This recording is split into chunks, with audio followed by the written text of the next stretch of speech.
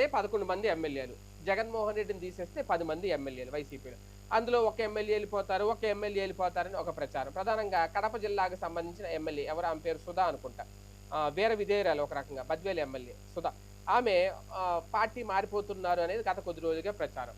కాకపోతే అవన్నీ పుకార్లు మాత్రమే. ఆమె కూడా 2, 3 సార్లు క్లారిటీ ఇచ్చారు.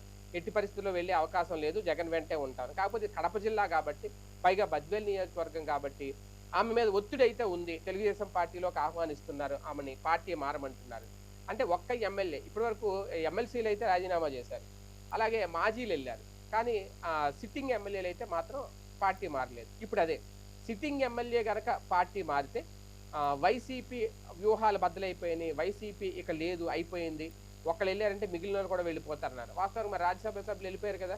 ఎమ్మెల్సీలు వెళ్ళిపోయారు కదా! ఇక ఎమ్మెల్యేలు కూడా వెళ్ళిపోతా ఉంటే మొదలైతే అది గనక ఇంక వైసీపీ అయిపోయింది ఆంధ్రప్రదేశ్‌లో అంటారు.